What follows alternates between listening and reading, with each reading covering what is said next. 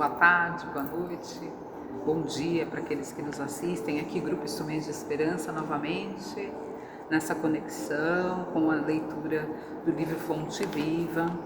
Vamos agradecendo a parceria da amiga, irmã, companheira de ideal, Anne Afonso, Sérgio Magri, que nos ajuda nas edições,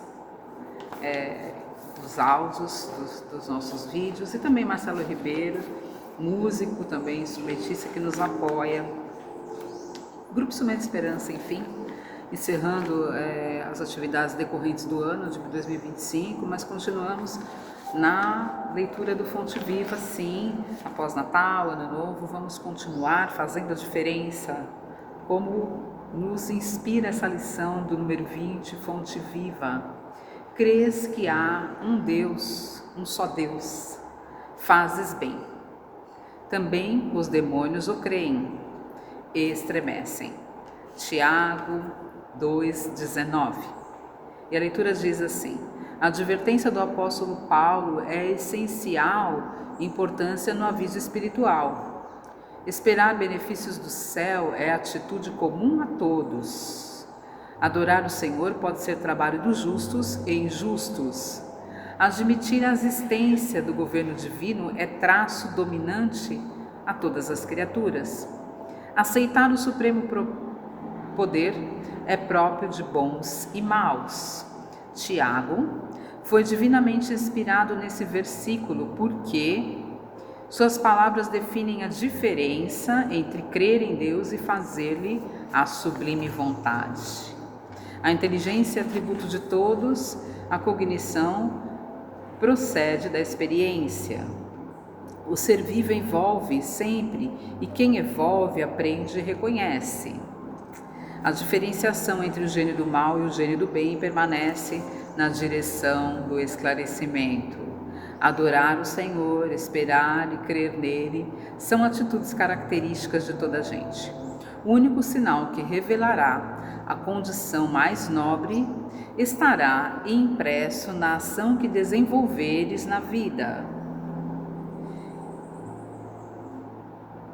a fim de executar-lhe os desígnios, porque, em verdade, não adianta muito o aperfeiçoamento, o ato de acreditar no bem que virá ao Senhor, e sim a diligência em praticar o bem, hoje, agora e em seu nome. Que lição maravilhosa, que nos convida a pensar na diferença de acreditar, crer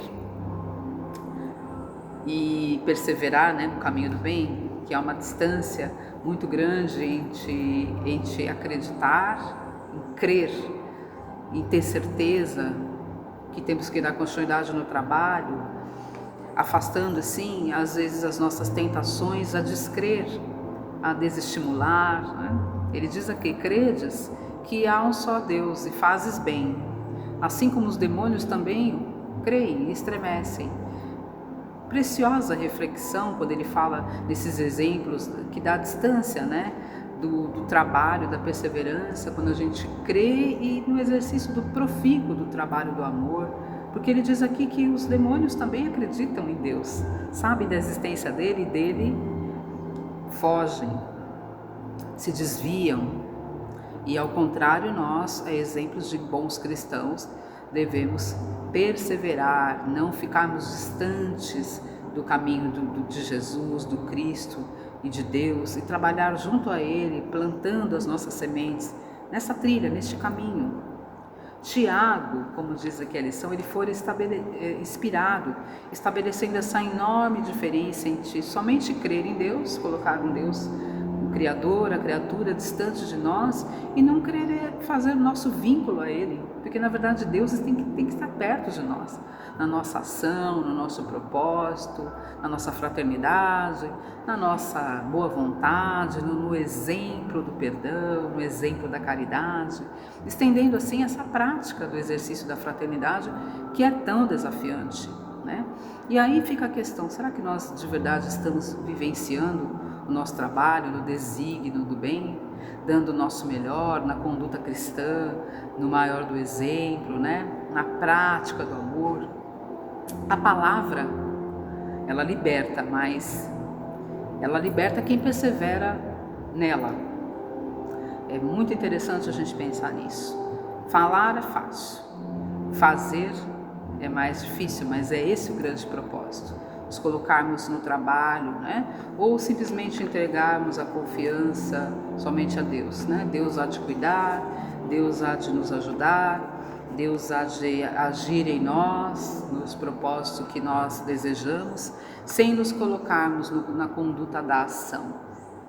Falar em Deus, como diz a lição, é significativo, mas sentir a presença de Deus é muito mais apropriado para aquele que persevera, para aquele que não fala em Deus em vão. Que sejamos nós, então, esses primeiros convidados, né? Os últimos convidados, né? Do Evangelho, né?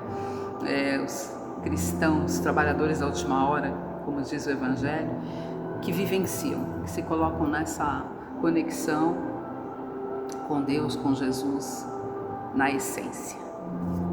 E que Ele nos oriente, nos liberte e nos governe. Que assim seja, graças a Deus e graças a Jesus. Até a próxima.